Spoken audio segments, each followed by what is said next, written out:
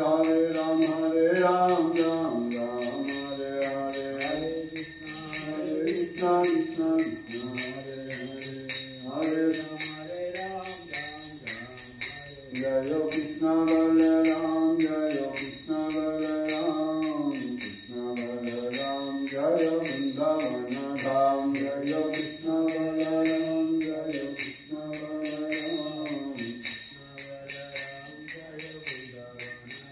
Jaya Gauranta, Gauranta, Gauranta, Jaya Gauranta, Jaya Gauranta,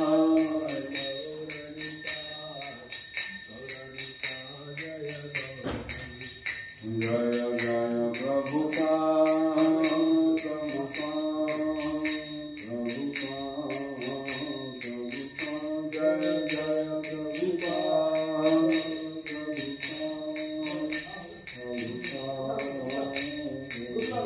Jaya Jaya Gurudev,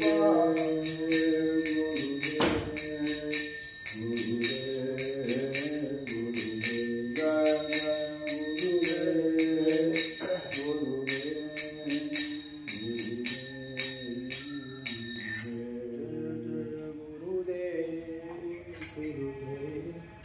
Gurudev, Jaya Just a translation, Divya song. Lord Gauranga is calling, wake up, sleeping souls, wake up, sleeping souls. You have slept so long on the lap of rich Maya. You came into this world with birth and death, saying, My Lord, I will certainly worship you, but you have forgotten this promise and remained in great ignorance. I have descended just to save you. Accept me, who else is your friend? I have brought the medicine for destroying the illusion of Maya. Now pray for this Harinama Mahamantra and take it. Thakura Bhaktivinoda fell at the feet of Lord Gauranga, and after begging for the holy name, he received that Mahamantra. Srila Bhaktivinoda Thakur ki jai. Srila Prabhupada ki jai. Om Namo Bhagavate Vasudevaya. Om Namo Bhagavate Vasudevaya. Om Namo Bhagavate Vasudevaya. Om Namo Bhagavate Vasudevaya. Narayanam Namaskrutyam Naram Chaiva Narottamam Devim Saraswatim Vyasam Tato Jayam Mudirahe Nashtaprayeshu Abhadreshu Nityam Bhagavata Sevaya Bhagavati Uttama Swakre Bhakte Bhavati Nishagi Krishnaya Vasudevaya Devaki Nandanaya Cha Nanda Gopa Kumaraya Govindaya Namo Namah. Srimad Bhagavatam Brahmaskandamu 11th chapter, Sri Krishna Dwaraka Nagara Praveshamu Padosaham 1.11.10. Kadam vayam nada chiroshite. Kadam vayam nada chiroshite. Kadam vayam nada chiroshite tvayi. Kadam vayam nada chiroshite tvayi. Prasanna drisya kilata pasoshanam. Prasanna drisya kilata pasoshanam. Prasanna drisya kilata pasoshanam. Jive mate sundara hasasobitam. Jive mate sundara hasasobitam. Jive mate sundara hasasobitam. Jive mate sundara hasasobitam. Apashyamana vadanam manoharam. Apashyamana vadanam manoharam. Iti chodirita vachaha. Prajanam bhaktavatsalaha. Shunvano nugraham društva. Vitanvan pavishapuram. వితన్వం ప్రావిశత్పురం కథం వయం నాదాచిదోషితే త్వయి ప్రసన్న దృష్ట్యా కిల తాపశోషం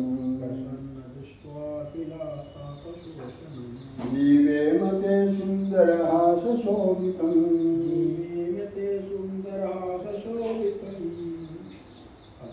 అపశ్యమానావదనం మనోహరం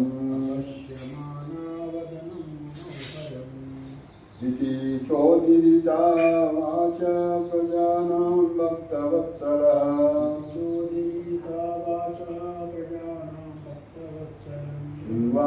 శృణ్వానోనుగ్రహం దృష్ట్వా వితన్వం ప్రావిశత్పురం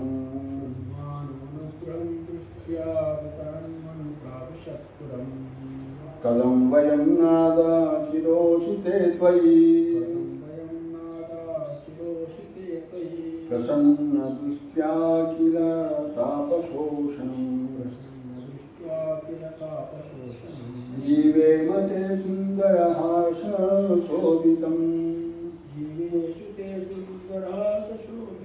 అపశ్యమానవదనం మనోహరం ఇతి శోదీరితవాచ ప్రజానాం భక్తవత్సలః శృణ్వానోనుగ్రహం దృష్ట్వా వితన్వం ప్రావిశత్పురం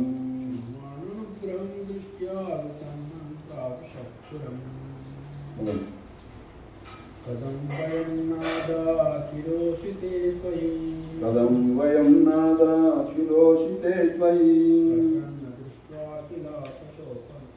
ప్రసన్న దృష్ట్యా కిల తాపశోషణం జీవేమ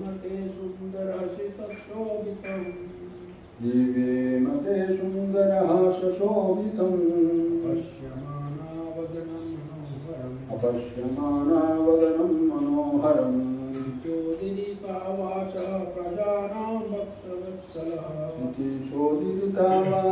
ప్రజానాం భక్తవత్సలః శృణ్వానోనుగ్రహం దృష్ట్వా వితన్వం ప్రావిశత్పురం పరిభాషలు శిల ప్రభుపాదుకి కథం ఎట్లు వయం మేము నాదా ఓ దేవా శిరోషితే దాదాపు ఎల్లప్పుడూ పరదేశమున ఉండుటే త్వయి నీవు ప్రసన్న సంతృప్తి దృష్ట్యా సూచన ద్వారా అఖిల సర్వ తాపములు శోషణం హరింపజేయు జీవేమ జీవించగలము తే నీ యొక్క సుందరమైన హాసమయములైన శోభించు అపశ్యతాం దర్శించకుండా వదనం ముఖమును మనోహరమైన ఇది ఈ విధముగా చ మరియు ఉదీరిత పలుకుచు వాచ పలుకులు ప్రజానాం పురజనుల యొక్క భక్తవత్సలుడైన శృణ్వానః ఆ విధంగా తెలుసుకొని అనుగ్రహము దృష్ట్యా సూర్కుల ద్వారా వితన చేసు ప్రవేశించను పురం ద్వారకాపురం. తాత్పర్యము: ఓ ప్రభు, నీవు సదా పరదేశములనే నిలిచినచో మా సర్వతాపమును హరించునట్టి రహాసములు కలిగిన నీ మనోహర వదనమును మేము కాంచలేము. నీ సన్నిధి లేకుండా మేమిట్లు జీవించగలము. పురజనులు భక్తుల ఎడ కరుణాంతరంగుడైన శ్రీకృష్ణ భగవానుడు వారి పలుకులను విని తన దివ్యమగు దృష్టిని సాధించుట ద్వారా వారి అభినందనలను కృతజ్ఞతతో స్వీకరించి ద్వారకారంగమున ప్రవేశించను. చెప్పండి. ఓ ప్రభు, నీవు సదా పరదేశమునే నిలిచినచో మా సర్వతాపమును హరించినట్టి దరహాసమును కలిగిన నీ మనోహర వదనమును మేము గాంచలేము. నీ సన్నిధి లేకుండా మేమెట్లు జీవించగలము?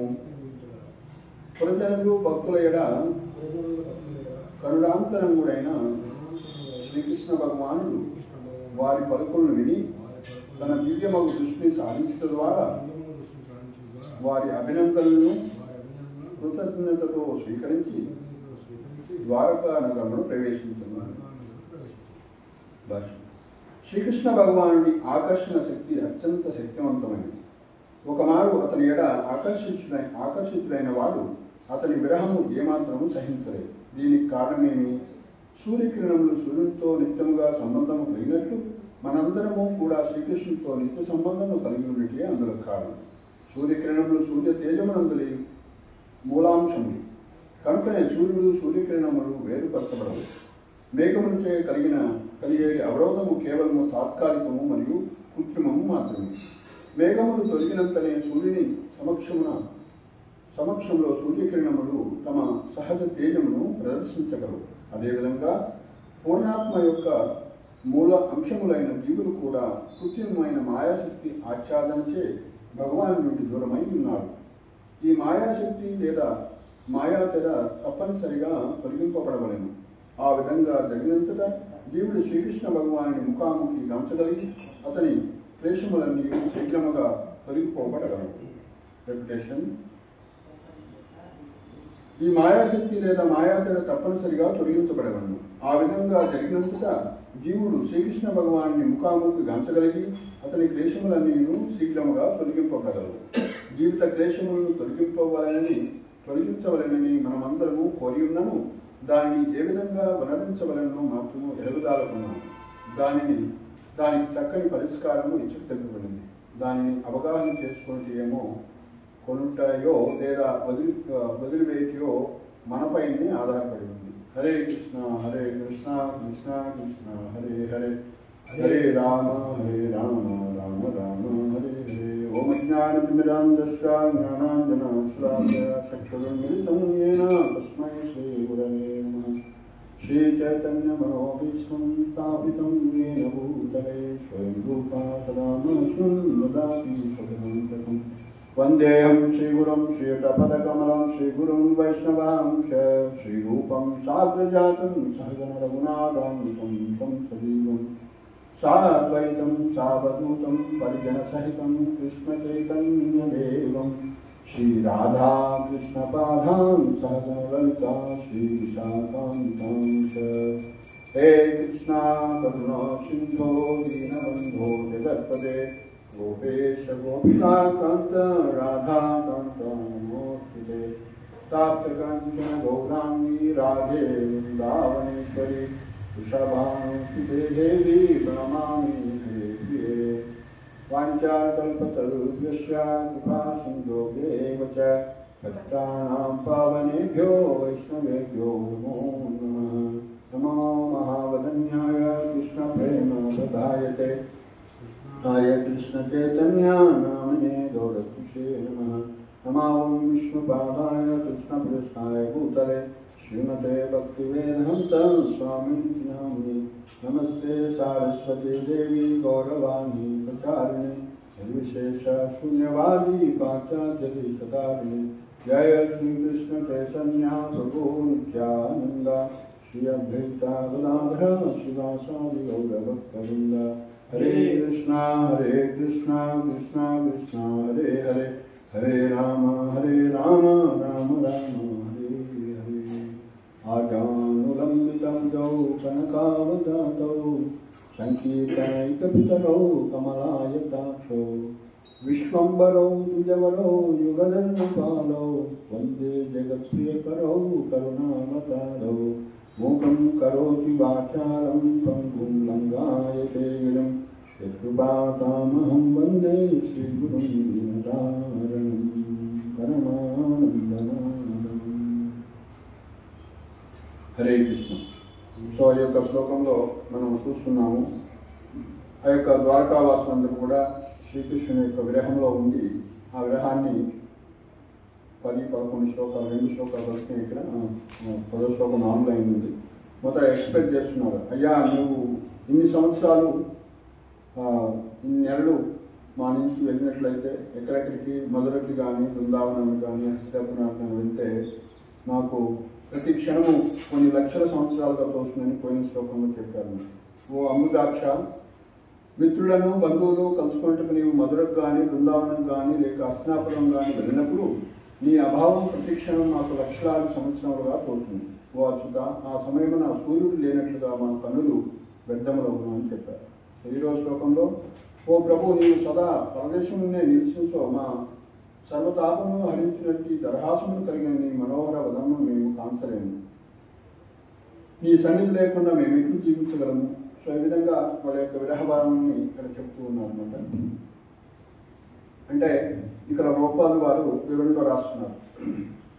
ఏంటయ్యా విరహభావన అంటే, ఒక్కసారి ఎవరైనా సరే శ్రీకృష్ణుడితో ఉన్నటువంటి తన సంబంధం మళ్ళీ పునరుద్ధరించుకున్నట్లయితే, అంటే శ్రీకృష్ణుడి యొక్క వైపు ఒకసారి ఆకర్షించబడినట్లయితే కృష్ణుడి యొక్క శక్తి ఎలాంటిదంటే దాన్ని వదలలేదట మళ్ళీ. సో దీనికి కారణం ఏంటి అని ప్రభుపాదులు చెప్తున్నారు. ఏంటి అంటే ఏ విధంగా అయితే సూర్యకిరణములు సూర్యునితో నిత్యంగా సంబంధం కలిగి ఉన్నట్లు మనందరం కూడా కృష్ణుడితో నిత్య సంబంధం కలిగి ఉంటే అందులో కారణం. అంటే మనకి ఎటర్నల్ రిలేషన్ ఉంది అన్నమాట. సూర్యుడు మనం అప్పుడప్పుడు ఆకాశంలో మబ్బులు వస్తాయన్నమాట. కింద అంతా వెళ్తూనే ఉంటుంది, కానీ ఆకాశం మబ్బులు వచ్చేసరికి ఆ ప్రాంతము మేఘావృతమై నల్లగా మారుతుంటుంది, కూల్ అయిపోతుంది, రాత్రి అయినట్టు అవపడుతూ ఉంటుంది అన్నమాట. కానీ అది వాస్తవ పరిస్థితి కాదు. సో దాన్నే మాయ అంటారు. అందుకే ఇక్కడ చెప్పారన్నమాట, ఈ మాయాశక్తి లేదా మాయాతెర తప్పనిసరిగా తొలగించబడవలను. ఆ విధంగా జరిగినంతగా జీవుడు శ్రీకృష్ణ భగవాన్ని ముఖాముఖి గాంచగలిగి అతని క్లేశములన్నీ శీఘ్రంగా తొలగింపబడను. సో ఏ విధంగా మరి మాయమన్ని ఆవరిస్తుంది అంటే చెప్పారన్నమాట.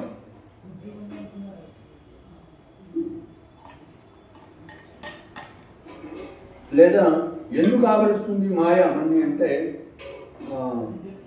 భగవద్ విజ్ఞాన అభావం, అంటే భగవంతుడి యొక్క జ్ఞానం లేకపోవడం వల్ల మాయ మన్ని ఆవరిస్తుంది అన్నమాట. ఏంటి ఆ జ్ఞానం ఏంటంటే మనము హరిదాసభూత, భగవంతుడి యొక్క సేవకుడు, జీవేద స్వరూప నిత్య కృష్ణదాస్. సో ఆ విధంగా ఆవరణాత్మక శక్తి, ప్రక్షేపాత్మక శక్తి అని భగవంతుడి యొక్క మాయ రెండు రకాలుగా ఉంటుంది. మొదట అది ఏం చేస్తుంది, ఆవరిస్తుంది అన్నమాట. ఆవరణాత్మక శక్తి అంటే మన యొక్క స్వరూపాన్ని కప్పివేస్తుంది, దాన్ని ఆవరణాత్మక శక్తి అంటారు. సో భాగవతంలో దాన్ని తమస్సు అని కూడా అన్నారు. తమస్సు అంటే తన స్వరూపాన్ని మర్చిపోయేటట్టు చేసేటువంటి. సో బ్రహ్మదేవుడు ఈ లోకాన్ని సృష్టించినప్పుడు మొదట 5 అజ్ఞానావృత్తులు సృష్టించారు. ససజ్జాగ్రే తామిశ్రం అంధతామిశ్రం మోహం మహామోహం చ అజ్ఞాన ఆవృత్తయః. ససజ్జ అగ్రే అంటే మొట్టమొదట బ్రహ్మదేవుడు సృష్టిలో ఏం చేశాడంట, ససజ్జాగ్రే మొట్టమొదట బ్రహ్మదేవుడు అంధతామిశ్రం మోహం మహామోహం చ తామిశ్రం అజ్ఞానవృత్తయః అని చెప్పారు. సో తమస్సు అజ్ఞానవృత్తయ 5 రకాలైన అజ్ఞానవృత్తులు సృష్టించారు. ఏంటవి, ససజ్జాగ్రే అంధతామిశ్రం అంధతామిశ్రము తర్వాత మోహము మహామోహము, తర్వాత 5వది తమస్సు. తమస్సు అంటే మనం రివర్స్లో చెప్తున్నాం మీనింగ్స్. తమస్సు అంటే మన యొక్క స్వరూపాన్ని మనం మర్చిపోవటం అన్నమాట. అంటే మన స్వరూపాన్ని మర్చిపోవటం వల్ల ఏమవుతుంది, రెండోది స్టేజ్ మోహంలో పడిపోతుంది. అంటే ఈ శరీరమే నేను అన్నటువంటి భావన వస్తుంది. ఈ శరీరమే నేను అని గుర్తించిన తర్వాత సో మోహం తర్వాత మహామోహం అనేది ఏర్పడుతుంది. మహామోహం అంటే ఈ శరీరం తోటి భోగించాలి అనేటువంటి కోరికనే మహామోహం అంటారు. లేదా దాన్ని ఇంకా సాధారణ భాషలో చెప్పాలంటే ఒకసారి శరీరంతో గుర్తించుకున్న తర్వాత అహం మమేతి అనేది వచ్చేస్తుంది. ఒక వ్యక్తి డాక్టర్ అనుకోండి, ఈ హాస్పిటల్ అంతా నాది, దీనికి సంబంధించిందంతా నాది, అహం మమేతి, నేను డాక్టర్ని, ఇదంతా నాది అనేటువంటి సో వాటితోటి ఐడెంటిఫై చేసుకుంటాను. దాన్ని మహామోహం అంటారు. ముఖ్యంగా ఇక్కడ ఏమన్నారంటే అంటే వాటితోటి ఆనందించాలి, భోగించాలి, శరీరంతో భోగించాలి అనేటువంటి కోరికనే మహామోహం అన్నారు. తామిష్టం, మోహం, మహామోహం. తర్వాత ఈ భోగాల్ని మనం కోరుకుంటున్నాం కాబట్టి ఈ భోగించేటప్పుడు వచ్చేటువంటి అడ్డంకుల వల్ల ఏమవుతుంది, కలిగేటువంటి అడ్డంకుల వల్ల మనలో కోపం ఏర్పడుతుంది. దాన్ని తామిశ్రము అని అన్నారు అన్నమాట. సో తర్వాత అంధతామిశ్రం అంటే ఈ భోగాలు తొలగినట్లయితే, మనకు దొరికినటువంటి వచ్చినటువంటి భోగాలు తొలగినట్లయితే తానే మరణించాను అన్నటువంటి భావన కలిగించేటువంటి బుద్ధినే అంధతామిశ్రం అంటారు. నేను చనిపోయాను అనుకుంటాడు ఆ భోగాల్లో. సో దాన్ని అంధతామిశ్రం అంటారు. సో ఆ విధంగా ఈ యొక్క లోకము పనిచేయటం కోసం బ్రహ్మదేవుడు ఏం చేశాడంటే ఈ యొక్క పద్ధతిని ఏర్పాటు చేశాడు. ఎందుకంటే ఆ యొక్క పద్ధతి ఉంటేనే, ఆ సిస్టమ్ ఉంటేనే ఈ లోకంలో మనం ఆ విధంగా మన స్వరూపాన్ని మర్చిపోలేము, ఈ లోకంలో మనం ఉండలేము అనమాట. ఇక్కడ జీవించలేము, ఇక్కడ పనిచేయలేము. సో కాబట్టి ఈ యొక్క 5 రకాలైన అజ్ఞానావృత్తులను సృష్టించి బ్రహ్మదేవుల్లోనే అసంతృప్తి ఏర్పడింది. సో కాబట్టి ఆ యొక్క అసంతృప్తి వల్ల మరి ఏం చేశారంటే ఆయన ప్యూరిఫై చేసుకోవడం కోసం 4 రకాలైనటువంటి జ్ఞానావృత్తులను సృష్టించారు. సో అవే ఏంటి? తపస్సు, సాంఖ్య, యోగ, అదేవిధంగా వైరాగ్యం. సో యోగ, సాంఖ్య, తపస్సు, వైరాగ్యం ఈ 4 రకాలైనటువంటి జ్ఞానావృత్తులను సృష్టించి ఆ 4 జ్ఞానావృత్తులకి సనక, సనందన, సనాతన, సనత్ కుమారులు అనేటువంటి 4 పుత్రుల్ని ఇన్ఛార్జులుగా చేశారు. సో వాళ్ళు ఆ యొక్క జ్ఞానావృత్తుల్ని అభివృద్ధి చేయమని, వాటిని ముందుకు తీసుకెళ్ళమని చేసినప్పుడు వాళ్ళు వాసుదేవ పారాయణులై ముక్తి ఆశ్రయించిన వాడై సృష్టి చేయండి మీరు అన్నప్పుడు మళ్ళీ మేము సృష్టి చేయము, 5 సంవత్సరాల పిల్లలుగానే ఉంటాము, ఇంకా మేము సృష్టి చేయదలుచుకోలేదు అన్నప్పుడు బ్రహ్మదేవుడికి కోపం వస్తుంది.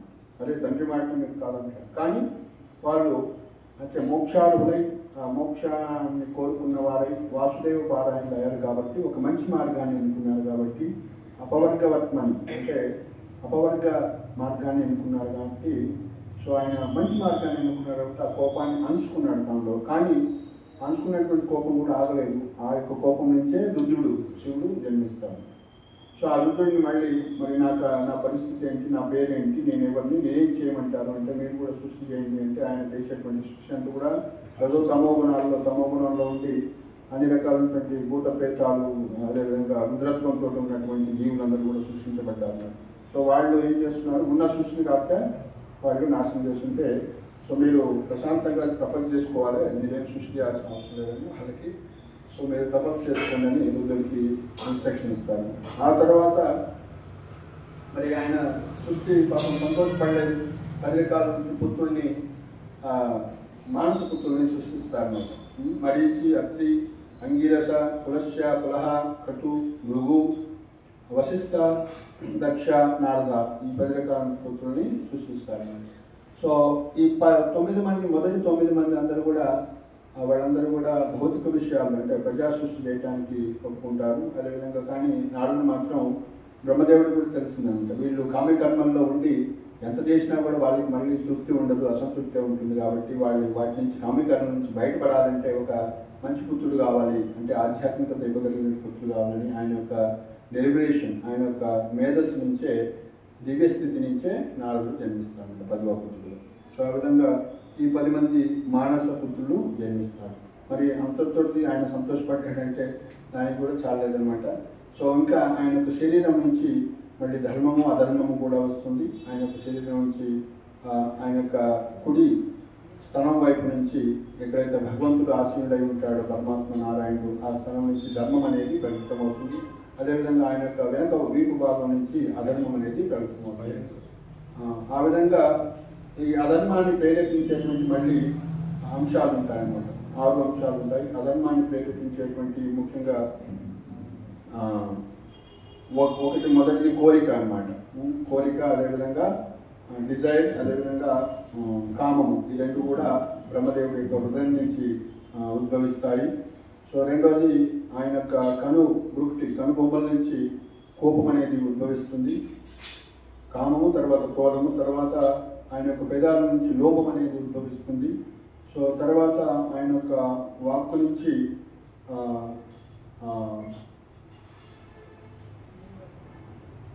వాక్కు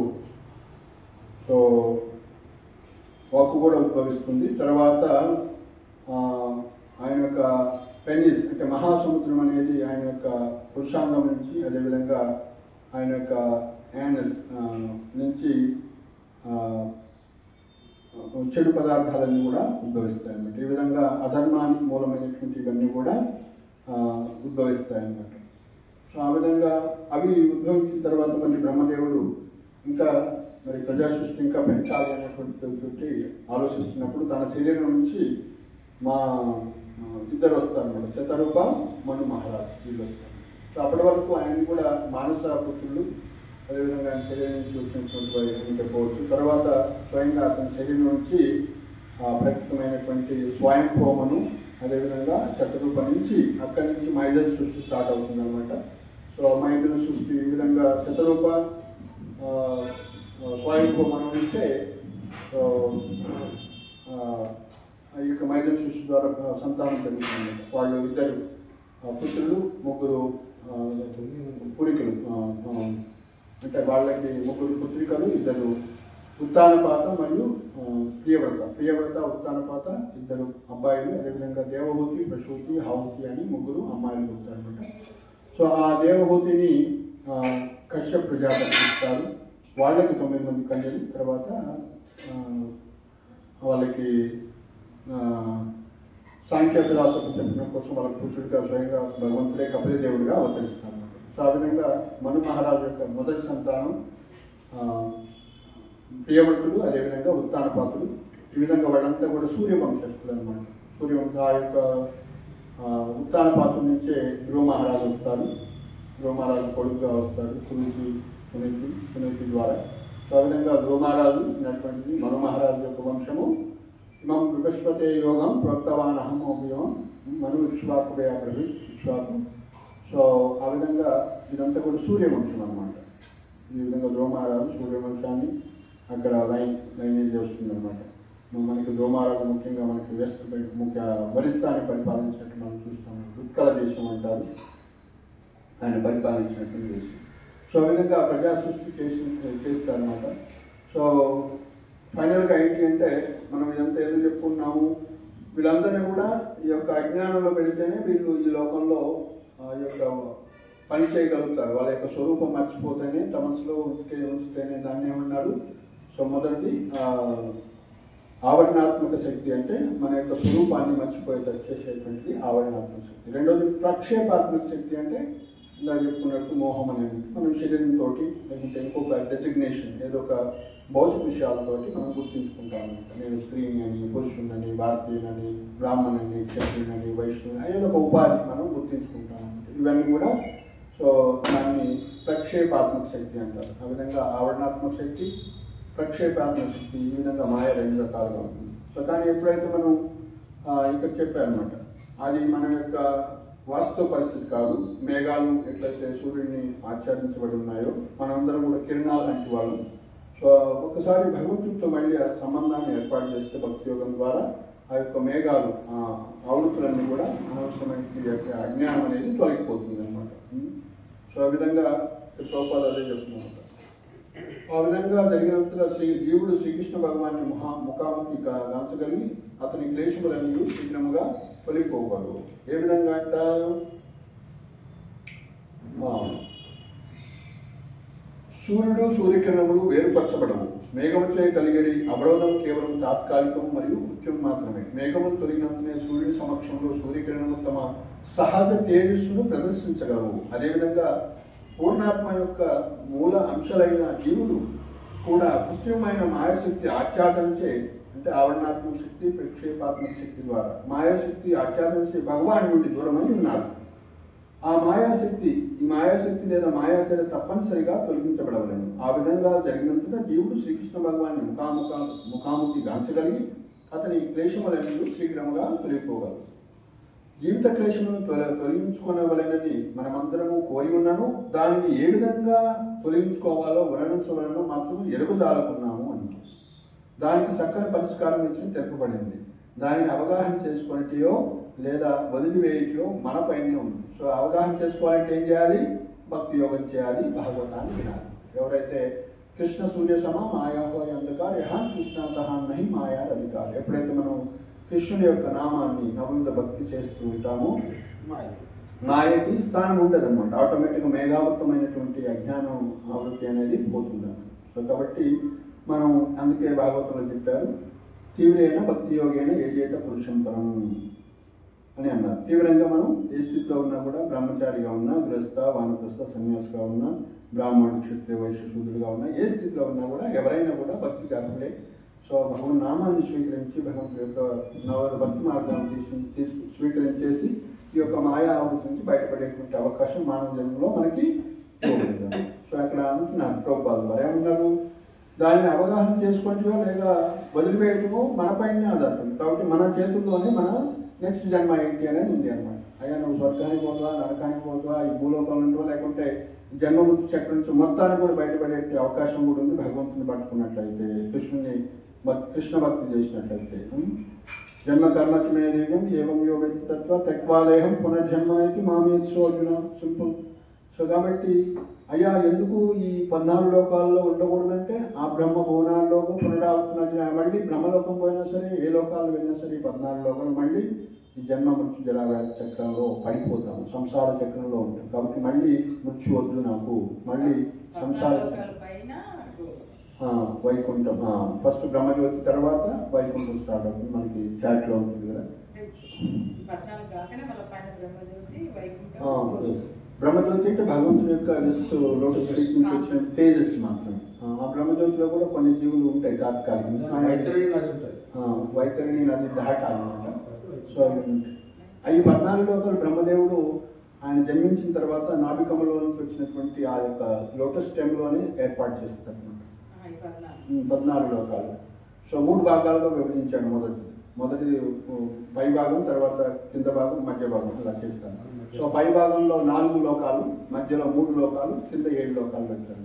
సో పైన ఉన్నటువంటి 4 లోకాలు బ్రహ్మలోకం, మహర్లోకం, జనలోకం, తపలోకం. ఇవి తాత్కాలిక ప్రళయానికి గురి కావు, ప్రతిరోజు ప్రళయానికి అవి గురి కావు అన్నమాట.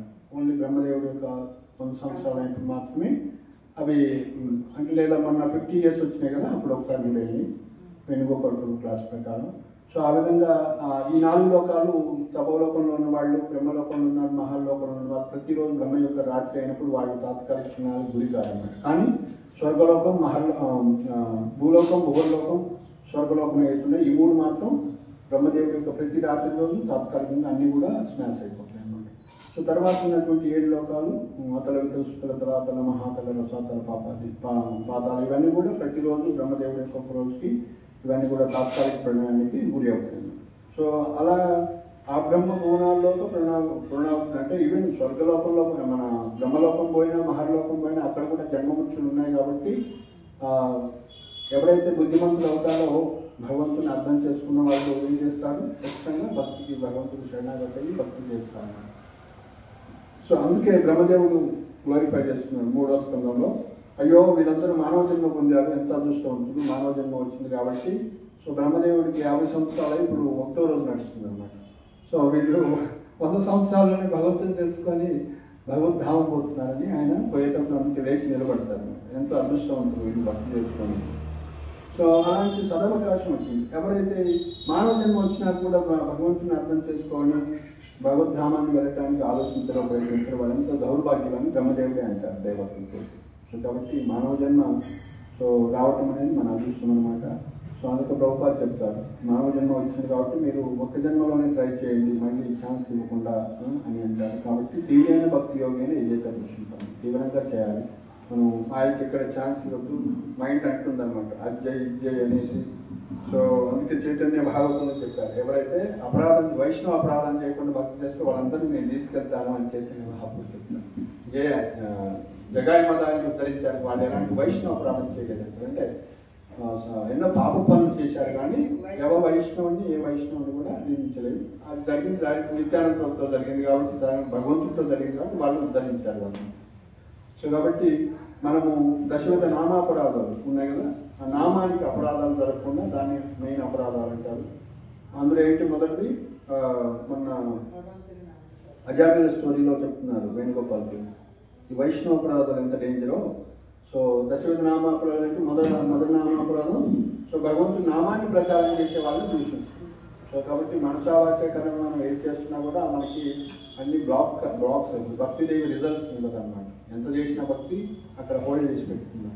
సో కాబట్టి ఎవరైతే ఇట్లా భక్తి ప్రచారం చేస్తుంటారో వాళ్ళని ఏదైనా చేసినా సరే ఏం చేసినా కూడా సో ఆ విధంగా భక్తి ప్రచారం చేసే వాళ్ళని ఇది చేయడం, అపరాధం చేయడం అనమాట. వాళ్ళని ఏదైనా దోషం రాయడం.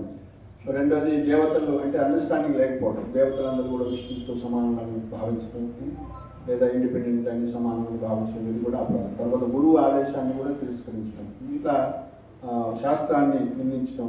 అంటే ఎవరైనా అపరాధమైనా ఓన్లీ కృష్ణ భక్తులు అంటే శివుడు బ్రహ్మ సమానం, బయట వాళ్ళు అంటారు కదా. బయట వాళ్ళు అంటారు కానీ వాళ్ళు ఎట్లా పోరు కదా, వైకుంఠానికి ఎక్కడ పోతారు. వాళ్ళు అసలు భక్తులు ఎదగదు, భక్తి రిజల్ట్స్ కూడా ఇవ్వరు. సో అలాంటి పూర్తి అవగాహన ఉండే భక్తి చేయాలి. అంటే భక్తులు అంటే అందరికీ అపరాధమే, కానీ భక్తులు అంటే ఏంటంటే సీరియస్గా ఉంటుందని, అంటే వాళ్ళు వైకుంఠానికి వెళ్ళలేదు.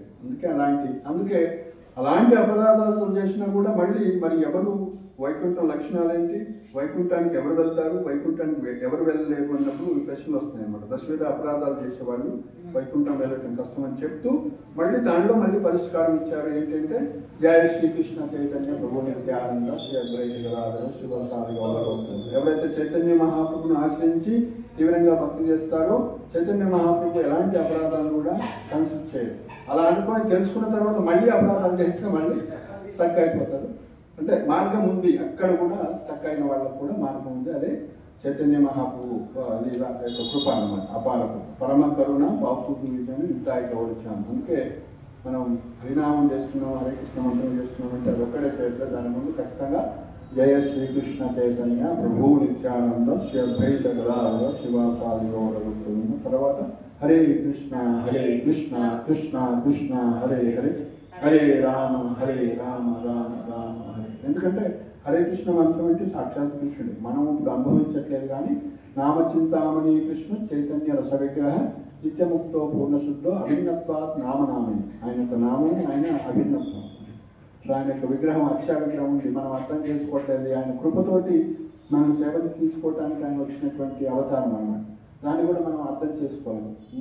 సో ఈ విధంగా అర్చనలో కూడా ప్రభు కోసం రాస్తారు భక్తుల సంస్థలు కొన్ని అపరాధాలు లేకుండా అర్చన చేయాలని. అదేవిధంగా ముఖ్యంగా మరి అర్చనలో కానీ లేకుంటే ఎక్కడ ఏ అపరాధాలు జరిగినా ఏం చేయాలి, నామాన్ని స్వీకరించాలి. ఆ నామానికి అపరాధం చేస్తే పరిష్కారం లేదు.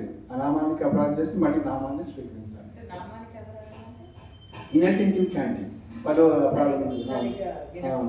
5వ అపరాధం ఏంటి, హరే కృష్ణ మహామంత్ర జపకం కల్పితమని భావించిన అపరాధమే. ఇదంతా కల్పితం అనుకోవడం.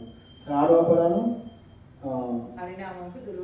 దుర్వ్యాఖ్యానం చెప్పడం. ఇదంతా వస్తుంది ఏదో అంటారు వీళ్ళు, యమదూతలు లేరు, విష్ణుదూతలు లేరు, అంతా భయపెడతా ఉంటారు. నారాయణ అంటే అన్ని పాపాలు ఎట్లా పోతాయి, భగవన్నామం చేస్తే ఎట్లా పోతాయి, కల్పితాలు అనుకుంటేవారు. 7వది టు కమిట్ ఫ్లాక్టివ్స్ in the strength of the holy name. అంటే ఆ యొక్క భగవంతుడి యొక్క నాకు ఇప్పుడు నేను హరే కృష్ణ అంత పాపం చేస్తాను మళ్ళీ హరే కృష్ణ చేస్తాను అనుకుంటే కూడా తప్పు అవుతుంది. సో తర్వాత 8వది కర్మకాండ. ఇది కూడా ఇదే ఉంటే కర్మకాండ లాంటిదే. ముఖ్యంగా వీళ్ళు ఇట్లా భావిస్తారు అనమాట. ఏం మొత్తం హరినామం చేస్తే ఎట్లా వస్తాయి అన్ని ఫలితాలు, వర్షం ఎట్లా వస్తుంది, లేకుంటే ఎన్నో యజ్ఞాలు చేయాలి, ఏం చేయాలని వాళ్ళు భావిస్తారు. సో అలా కర్మకాండలో ఒక భాగంగా పరిగణించినంత మాత్రమే మహా అపరాధం అన్నమాట. ఎందుకంటే అది భగవంతుల సాక్షాత్ హరినామం అంటే.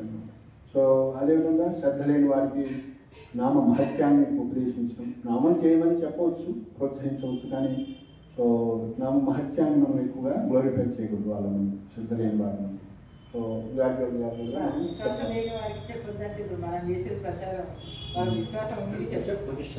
అంటే నామం చేయడం చెప్తున్నాము, కొంచెం వాళ్ళు ఆల్రెడీ ఫైర్ ఉంటుంది, దాన్ని మనం కొంచెం ఇంకా ఎన్లైటన్ చేస్తూ కొంచెం జ్ఞానాన్ని ఇస్తూ వాళ్ళకి ఏం చేస్తున్నాం, ఆ పైన ఉన్నటువంటి భక్తులతని కొంచెం దృఢపడే విధంగా మనం అనుకూలం చేస్తున్నాం. అంటే మనం చేసేది కృష్ణ నిత్య సిద్ధ కృష్ణ ప్రేమ కరాయోదాయ శ్రవణాది సిద్ధ శుద్ధే కరాయోదాయ. జస్ట్ వాళ్ళకి ఇవన్నీ వినటం ద్వారా వాళ్ళలోనే శ్రద్ధ వస్తుంది. ముఖ్యంగా అది మనం శాస్త్రం ఎంత చదివినా మనకి అది రాదట. గురువు యొక్క భక్తుల యొక్క కృప వల్ల గురువు ఎప్పుడైతే ఆ వ్యక్తి మీద కృపను చూపిస్తారో let him understand Bhagavad Gita Bhagavatam. అందుకే గురువు కృప అనేది చాలా ఇంపార్టెంట్. అప్పుడు వాడిలో భగవద్గీత చదివినా భాగవతం చదివినా ఆ వాక్యం మీద విశ్వాసం కలుగుతుంది అన్నమాట. ఓ భగవంతుడు అన్నది నామం చేస్తే చాలా అన్ని సంస్కారం అట్లా ఆ విధంగా దశమాపరాధం అనేది శ్రద్ధ లేకుండా అంటే ఇనటెంటివ్ చాంటింగ్ అనమాట. అది మెయిన్ అనమాట. ఇంత తెలుసుకొని కూడా సో నామం చేసేటప్పుడు మనసు, అందుకే సనాతన గోస్వామి నామాన్ని శ్రద్ధగా ఎలా చేయాలి అపరాధం లేకుండా అని చెప్తూ 6 సూత్రాలు ఇచ్చారు. నితాయి శివన్ మాత చెప్పారు నామం గురించి ఎలా చేయాలి. ఏంటవి 6 సూత్రాలు ఏంటంటే, ఒకటి మనస్ సంస్కరణ, రెండోది శౌచం, మూడవది మౌనం, నాలుగవది మంత్రార్థ చింతనం, ఐదవది అనిర్వేదం, తర్వాత సో ఈ విధంగా 6 ఇచ్చాము. ఒకటోటి ఏంటంటే మనస్ సంస్కరణ, అంటే మనం నామం చేస్తుంటామో మనసు ఎడుకోబోతుంది అనమాట. సో మనసు పోవటం అది తప్పు కాదు, కానీ దాన్ని ఏం చేయాలి, మనసుని తీసుకురావడానికి మనం ప్రయత్నించాం. అది గొప్పతనం అనమాట. మనసు జనరల్గా అందరికీ వెళ్తుంది, నామమే ఉండదు. మనం కూర్చొని అర్ధగంట ఇక్కడ పోయింది నా మనసు, అదే ఇంటి గురించి ఆలోచిస్తుందా, ఉద్యోగం గురించి ఆలోచిస్తుందా, రేపటి నుంచి ఆలోచిస్తుందా, నిన్నటి గురించి ఆలోచిస్తుందా, అదేమవుతుంది బట్టి అవుతుందా, ఏదో చేస్తుంది. సో అందుకే శబ్దతోటి హరే కృష్ణ కృష్ణ కృష్ణ హరే హరే హరే రామ రామ రామ హరే, మళ్ళీ అది పట్టుకొని వస్తూ ఉంటారు. వినయ్య ఇది ఒక 2 నిమిషాలు 2 గంటలు ఆగు, తర్వాత నీ పనులని చెప్తాను మనకి చెప్పాలి. అదే ఇప్పుడు మనం ఆ విధంగా మనస్ సంస్కరణ అంటే తీసుకురావాలి, మనసుని మళ్ళీ శ్రద్ధగా నామం దగ్గర తీసుకురావడానికి ప్రయత్నించాలి. అప్పుడేమవుతుంది మనసు సంస్కరణ. తర్వాత శౌచం అంటే క్లీన్నెస్ అని చెప్పారు. అంటే ఎట్లా గడ్జెస్ పెట్టుకోకూడదు. ఉదాహరణకి భక్తుల మధ్య కూడా ఏమన్నా విషయాలు అయితే దాన్ని మొల కొట్టేసి ఇదంతా వేసి స్టాంప్ చేసి అందరికీ ఒక పబ్లిసిటీ చేయకూడదు. అంటే జస్ట్ ఏదైనా సమస్య వచ్చింది దాన్ని ఒక ప్లాస్టర్తో వేసామనుకో, రేపు అది సమస్య అయిపోతుంది, ప్లాస్టర్ తీసాము. సో దాన్ని పర్మనెంట్గా మనం ఫిక్స్ చేయొద్దు ఎక్కడైనా సరే, ఎందుకంటే ఈ లోకంలో ఏదో అపరాధాలు అవుతుంది, ఏదో జరుగుతుంది. సో ముఖ్యంగా భక్తుల మధ్య జరిగేటువంటి చిన్న విషయాలు అందుకే చెప్తారు. చైతన్య చరితామృతిలో చైతన్య భాగవతంలో చెప్పారు. సో అద్వైతాచార్య నిత్యానంద ప్రభు వీళ్ళని ఇన్వైట్ చేసినప్పుడు ప్రసాదానికి చైతన్య మహాప్రభుని అద్వైతాచార్య నిత్యానంద ప్రభు అన్నాన్ని విసిరేసి ఆ విధంగా ఏడ్చి అసలు మీరు మంచి ప్రసాదం పెట్టలేదని పడేయటం అట్లా చేస్తుంటే వాళ్ళిద్దరూ తిట్టుకుంటూ అరుచుకుంటూ ఉంటారు. సో ఎవరైతే అద్వైతాచార్య సైడ్ తీసుకున్నా సరే, నిత్యానంద ప్రభు సైడ్ తీసుకున్నా కూడా వైష్ణవ అది తీసుకున్నా కాబట్టి ఇద్దరు వైష్ణవ మధ్య గొడవ అయినప్పుడు మనం ఏ కొమ్ము కాయకూడదు, అంటే ఎవరి సైడ్ కూడా తీసుకోకూడదు. సో వాళ్ళు బాగానే ఉంటారు కానీ మనం వైకుంఠం పోలేమంటారు కాబట్టి. సో ఆ విధంగా ఏం చేయాలి, మనం ఏ తప్పిదం కూడా మనం చూడకూడదు. అది పెద్ద అదే కృష్ణుడు వదిలిపెట్టాలి, కృష్ణుడు సాల్వ్ చేయగలుగుతాడు. మనకి దృష్టిలో అది మనకు అర్థం కాకపోవచ్చు కాబట్టి సో ఎవరిని కూడా సీరియస్ తీసుకోకూడదు, అంటే ఏ సమస్యని కూడా ముఖ్యంగా. సో ఈ లోపల భగవంతుడు ఎంత గొప్పవాడు, భగవన్నామం భక్తి మహిమ ఎంత గొప్పది అంటే సో మనం చేస్తుంటాం కదా, జ్ఞాని కానీ పాపాన్ని బ్రహ్మహత్యాలు కానీ అంటే అది ఇంటెన్షనల్ కమిట్ చేయకుండా ఎలాంటి అపరాధం సరే. ఉదాహరణకి మను మహారాజు సృష్టి చేయమంటే అసలు భూలోకమే లేదంటే అని జస్ట్ బ్రహ్మదేవుడు ఆలోచిస్తుంటే స్వామి వరాహరూపం వచ్చి భూమిని మళ్ళీ తన కక్షలో పెడుతుంది, స్థానంలో పెడుతుంది. కానీ భగవంతుడు చిన్న ఎట్లాంటి బ్రహ్మాండమే తీసుకురాగలిగిన వాడు, భూలోకాన్ని తీసుకురాగలిగిన మనకు వచ్చినటువంటి సమస్యను సాల్వ్ చేయదు. కాబట్టి వైష్ణవు అంటేనే గొప్పతనం ఏంటంటే ప్రహ్లాదుడు అజాత శత్రువు అంటాడు. ప్రహ్లాదుడికి వాళ్ళ గురువులు సంతామర్కాలు ఏం చేస్తారు, పాలిటిక్స్ చెప్తారు, రాజనీతి చెప్తారు, ఆర్థికశాస్త్రం చెప్తారు. తర్వాత శత్రువులు వస్తే ఎలా ఎదుర్కోవాలని చెప్తుంటే శత్రువులా ఎవరున్నారు, శత్రువులు ఎవరు లేరు, ప్రతివాడు భగవంతుని పెట్టే కదా అంటే ప్రహ్లాదుడు దృష్టి మాట్లాడుతుంటే అజాత శత్రువు అని కీర్తిస్తారు. అజాత శత్రువు లేదు, భగవంతుడు అంశగా గుర్తించి చేసినప్పుడు నాకు ఇంకా నేను నేర్చుకోవాల్సింది ఏమిటి, ఇదంతా కూడా భగవంతుడి యొక్క కంట్రోల్లో ఉంటుంది. సో కాబట్టి మనం నాకు ఫలానా వ్యక్తి శత్రువు అంటే అది చేస్తూనే ఉండొచ్చు, వాళ్ళు శత్రుత్వం చేస్తూనే ఉండొచ్చు, మన మీద గోతులు అవుతూనే ఉండొచ్చు. కానీ ఏంటి, సో మనం ఎట్లా ఉండాలి, భగవంతుడి మీద ప్రార్థన చేసి ఉదాహరణకి అంబరీష్ మహారాజు ముందు ఆయన శత్రుత్వం చూపించాడు దుర్వాసనం ఒక, కానీ ఆయన ఇంచి కూడా కదలకుండా భగవంతుడి ప్రార్థనలో ఉండాలి. సో భగవంతుడు రక్షించాడు. అట్లా మనకు భగవంతుడి పూర్తి విశ్వాసం ఉండాలి. సో అలా చేస్తున్నప్పుడు ఏమవుతుందంట, మనకన్నా తక్కువ వాళ్ళైతే వాళ్ళ మీద జాలి వస్తుంది. అందుకే వైష్ణవుడు పరదుఃఖ దుఃఖం వాడు కష్టం రియల్గా కష్టాల్లో ఉంటే వాడి మీద దుఃఖంతో హెల్ప్ చేస్తాం మన శక్తి మేర. సో వైష్ణవుల్లో మనకన్నా ఉన్నతులు అయితే మనం వాళ్ళ నుంచి శక్తిని స్వీకరిస్తాం, నమస్కారం చేస్తాం, లేకుంటే ప్రార్థన చేస్తాం, లేకుంటే వాళ్ళ నుంచి వింటాం అన్నమాట. సో కాబట్టి వైష్ణవుడికి ఇక శత్రువులు లేవు. ఎందుకంటే మనకన్నా గొప్ప వాళ్ళు ఉండొచ్చు, వాళ్ళ నుంచి మనం స్వీకరిస్తాం ఏదైనా, లేకుంటే మనకన్నా తక్కువ వాళ్ళు ఉండొచ్చు, వాళ్ళకి ఇవ్వాలి. ఇప్పుడు హోల్డ్ పెట్టుకోరనమాట. సో వైష్ణవుల యొక్క స్వభావమే అదనమాట. సో కాబట్టి వాడికి ఇంకా శత్రువులు ఎక్కడున్నారు ఈ లోకంలో. సో కాబట్టి విష్ణువుకి శత్రువులు ఉండొచ్చాము, కానీ వైష్ణవుడికి శత్రువులు లేరంటారు భగవంతుడికి. ఎందుకంటే ఈ లోకంలోకి వస్తే ఆయనకు ఉన్నారు కదా, ఆయన అఫ్కోర్స్ ఆయనకు వాస్తవానికి లేదు కానీ ఆయన యాక్ట్ చేయాలన్నమాట. సో అందుకే వైష్ణవుడు లీల అదే లీల ప్రకారం అట్లా శాస్త్రాలు అదే చెప్పారు, ఈ విషయం కూడా చెప్పారు. విష్ణువుకు ఉండొచ్చాము కానీ వైష్ణవుడికి ఉండరు అంటారు. ఎందుకంటే ఆయన కరుణాంతం, అపార కరుణ చూపిస్తాడు అన్నమాట అట్లా. సో అందుకే భగవంతుడు నాకు అపరాధం చేసి నేను క్షమిస్తాను, కానీ వైష్ణవ అపరాధం చేస్తే నేను క్షమించలేను. సో ఏం చెప్తే మళ్ళీ వైష్ణవుడు యొక్క కాలంలో.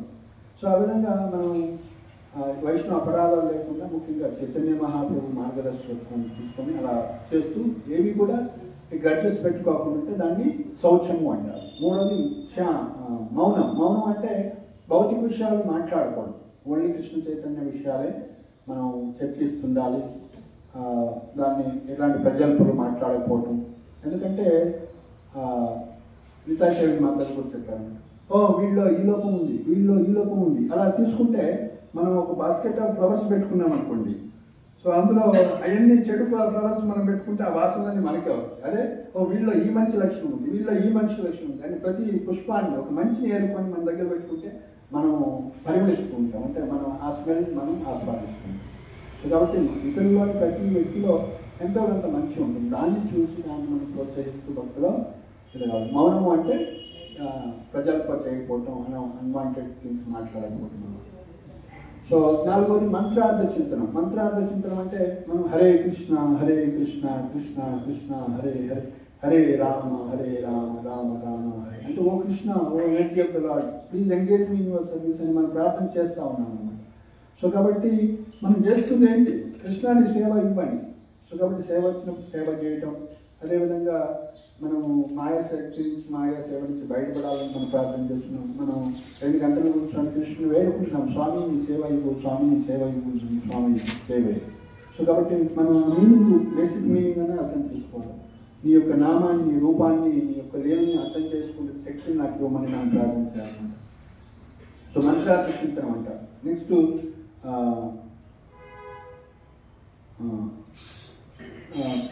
ఐదోది ఏంటి అంటే అనిర్వేదోది ఆరోది.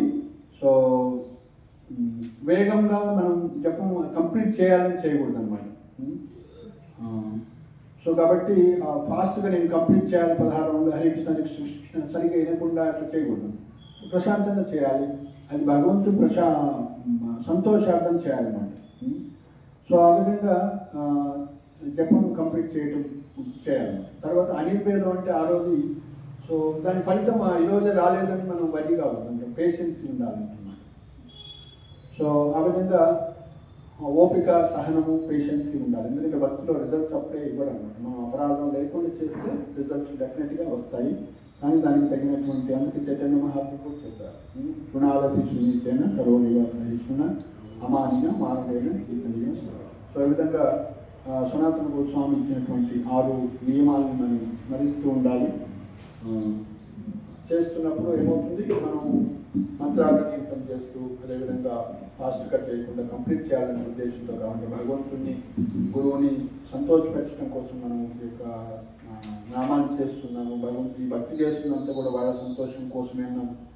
నేను ఈరోజు జీవించేది వాళ్ళ యొక్క ఆనందం కోసమే అన్నటువంటి భావన కలిగి ఉన్నట్లయితే సో మనకి ఎంతో ఆనందం వస్తుంది అన్నమాట. సో అలాంటి భావన కలిగి ఉండాలి. తర్వాత ఫైనల్గా ఓపిక ఉండాలి. వాటి యొక్క రిజల్ట్స్ ఈరోజు రాలేదు అని మనం వరి కాకుండా ఎంతో సహనము, ఓపిక ఉన్నప్పుడే దాని ఫలితం వస్తుంది అన్నమాట. సో ఈ విధంగా సనాతన గోస్వామి 6 నియమాలను చెప్తారన్నమాట సరైనటువంటి జపానికి. సో ఆ విధంగా ఎవరైతే ఆ విధంగా చేస్తూ ఉంటారో సాక్షాత్తు భగవంతుడితోటి అభిన్నత్వాద్ నామనామి, భగవంతుడు భగవంతుడి యొక్క సాంగత్యాన్ని అనుభూతం చేసుకుంటాడు. ఎందుకంటే ఇప్పుడు మనం మొత్తం ప్రయత్నం కూడా భగవంతుడితోటి సాంగత్యం ఏర్పాటు చేసుకోవటం, సంబంధాన్ని ఏర్పాటు చేసుకోవటం. తర్వాత అవిధేయ అన్నారు. ఇప్పుడు ఈరోజు అదే ప్రస్తావన వచ్చిందన్నమాట. దాన్ని ఎలా చేయాలని మనకు సరిగ్గా తెలియదు అంటున్నారు. అదే ప్రభుపాద వారు ఇచ్చినటువంటి సిస్టమ్ అదే. సో గోస్వాములు ఏం చేశారు? నిద్రాహార విజితం, అంటే వాళ్ళు నిద్రని ఆహారాన్ని అంతా కూడా పూర్తిగా తగ్గించగలిగారు. సరే, వాళ్ళని మనం ఇమిటేట్ చేయకుండా సరే మనం ఏం చేయాలి? సో ఎంత అవసరమో అంతే తినాలి, ఎంత అవసరమో అంతే మాట్లాడాలి. సో అలా మన భౌతిక విషయాల్ని ఎంత తగ్గించగలిగితే అంత ఆధ్యాత్మికంగా ఎదగలుగుతాం అన్నమాట. సో ప్లస్ ప్రతి పదం పూర్ణాస్వాదం, చేసేటువంటి నామం కానీ చేసేటువంటి సేవలో కానీ మనం యాక్చువల్గా వాస్తవంగా ఆనందాన్ని పొందవచ్చు. మేము ఒకసారి ఇట్లనే మా గురుగారు పొద్దున్నే అక్కడ మాకు మంగళారతి అయిపోగానే ఇమీడియట్గా భాగవత క్లాస్ స్టార్ట్ అవుతుంది. అసలు గ్యాప్ ఉండదు అనమాట. సో 45 minutes 1 hour అని ఒకదాని ఒకటి అయిపోయిన తర్వాత భాగవతం క్లాస్ మహారాజ్ చెప్తుంటే పూజారి ఏం చేయాలి? డ్రెస్సింగ్ అని చేయాలి, లేకుంటే మాలను తయారు చేసి నేను మాలని మేమేం చేస్తాం, పూలు ఏరుకొని వచ్చి అప్పుడే సో వాళ్ళు ప్రేయర్ చేస్తుంటే పూలు ఏరుకొని వస్తాం, మాలలు కుడుతూ ఉంటాం. సో మహారాజు జయరాధమాల వేసే మాల తయారైపోతుంది. సో ప్రతి మాలలో కూడా సో మనం మానసికంగా ఎంతో భగవంతుడి యొక్క చింతన భక్తితో చేయొచ్చు అన్నమాట. ఒక్కొక్క పువ్వు గుర్తు భగవంతుడి యొక్క నామం కానీ నామాన్ని స్మరించడం, లేకుంటే ఒక్కొక్క దివ్యదేశాన్ని, లేకుంటే మనకి బృందావనంలో 12 వనాలు ఉన్నాయి, అదేవిధంగా మాయపూర్లో నవ ద్వీపాలు ఉన్నాయి. అలా మనం మహారాజుకి ఇమ్మీడియట్ వస్తుంది. సో చెప్తుండేవాడు అంటారు, మీరు ప్రభుత్వంతో పోండి, మీరు వేరే లోకానికి తీసుకెళ్తాడండి. జస్ట్ పూజ వెళ్ళటానికి పోవటానికి కూడా. అంటే ఆ యొక్క మన చింతన, ఎందుకంటే ప్రశాంతంగా ఉంటుంది అక్కడ వాతావరణం, అక్కడ భావన అంతా కూడా ఎంత ప్రశాంతంగా మధురంగా ఉంటుంది. ఎందుకంటే ఆయన శుద్ధ భక్తులు ఉన్నారు కాబట్టి పరిస్థితి చేయగలుగుతారు అన్నమాట. ఎవరు ఏ కాన్షియస్నెస్లో ఉన్నారు, ఏ భావంతో చేస్తున్నారు అన్నీ కూడా వాళ్ళకి రివీల్ అవుతుంటాయి, కృష్ణుడు చూపిస్తుంటాను. సో అలా మనం చేసేటువంటి ప్రతి సేవని భగవంతుని సమర్పణంగా, ఓకే భగవంతుడు నేను అంత అదృష్టవంతుని ఈరోజు భగవంతుడికి ఒక మాల చేయగలిగాను, పూమాల చేయగలిగాను, లేదు ఈరోజు కుకింగ్ చేయగలిగాను, లేకుంటే డ్రెస్సింగ్ చేయగలిగాను, లేకుంటే భగవంతుడికి ధనాన్ని కలెక్ట్ చేయగలిగాను, లేకుంటే భగవంతుడికి జపం ఎక్కువ చేయగలిగాను, ఈరోజు ఆయనకి నామాన్ని వినిపించగలిగాను, హరికథను చెప్పగలిగాను, భగవంతుడి యొక్క లీలను వర్ణించగలిగాను. సో ఇవన్నీ కూడా భక్తిలో అవిధేయం అంటారు. అవి చేస్తుంటే సో మనలో మనకు తెలుస్తుంటుంది, మనం మరోజుగా ఉన్నామా, జస్ట్ మాయ ఆవరించిందని మనకు తెలుస్తున్నాం. సో ఈ విధంగా అవిధేయం ప్రభుత్వాలు ఇచ్చినటువంటి ఈ పద్ధతిని జస్ట్ పాటిస్తూ చాలు. కానీ మనలో కూటినాటి లేకున్నట్టుకే రఘునాథ్ దాస్ కోసం యొక్క మనస్శిక్ష అని లెసన్ టు ద శిక్షణ అనమాట. మనసుకు ఒక శిక్షణ అని ఒక బుక్ రాశారు, మానస శిక్ష. అందులో 12 శ్లోకాలు ఉంటాయి అన్నమాట. సో మనం జపం చేసేటప్పుడు భగవంతుని ప్రసన్నం కోసం కాకుండా సో మన మనసులో ఉన్నటువంటి అహంకారాన్ని, లేకుంటే మనసులో సటిల్ బాడీ ఉంటుందో మనసు, బుద్ధి, అహంకారం, సో ఇవన్నీ కూడా పూర్తిగా ఎప్పుడైతే తీసి పక్కన పెట్టేసి మనం భగవంతుడి శరణాగతితో చేసేటువంటి ప్రతి సేవ కూడా నామసేవ, ప్రసాద సేవ, అర్చ సేవ 5 ఇచ్చారు కదా. సో నామసేవ, భాగవత సేవనం, శ్రద్ధయా శ్రీమూర్తి సేవనం, సాధు సేవ, ధామ సేవ. సో వీటిలో మనం చేస్తూ ఉంటే ఎంతో ఆనందాన్ని అనుభవించవచ్చు అన్నమాట. అలా ప్రతినిత్యము అభిధేయంలో ఉండటం వల్ల మనం తెలుస్తున్నాము. సో మనం ఎంత ప్రోగ్రెస్ అవుతున్నాము, ప్రోగ్రెస్కి ఏంటి, మీటర్ ఏంటి, స్కేల్ ఏంటి అర్థం చేసుకోవడం. నేను ఎంత ఎదిగాను అంటే సో నీకు ఎన్ని భౌతిక కోరికలు, వాటి మీద ఆసక్తి ఉంది అనేది దాన్ని బట్టి మనకు తెలుస్తుంది. నాకు టు ప్లీజ్ కృష్ణ అన్యాభిలాషిత్యం జ్ఞానకర్మాదనావతం ఆనుకూల్యం కృష్ణానుశీలం భక్తుడు. అంటే కృష్ణుడిని ప్రసాదం చేయటం తప్ప నాకు ఇంకోటి లేదయ్యా. కృష్ణ ఇచ్చే ఉంటే కృష్ణుడి కోరికైతే నేను ఇచ్చేస్తాను, ఈ యాక్టివిటీ భక్తి యాక్టివిటీలో ముందుకు వెళ్తాను. అట్లాంటి భావం ఉన్నప్పుడే మనకి ఇంకా మనకు తెలుస్తుంది అన్నమాట. ప్రతిది కూడా not a blade of glass will move without the desire of the lord అంటారు. గట్టి పూస కూడా భగవంతుడి యొక్క అనుజ్ఞలైతే జరగదు ఈ లోకంలో కానీ ఏ లోకంలో ఆధ్యాత్మికంలో.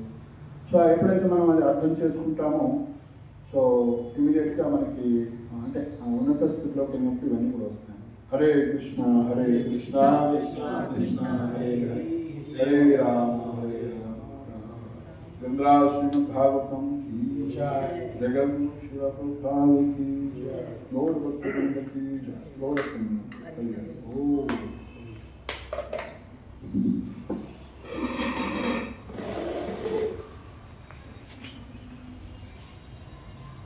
श्री प्रभु जी की गौर भक्तवृंद की जय, श्रील प्रभुपाद की। हरे कृष्ण कृष्ण कृष्ण हरे।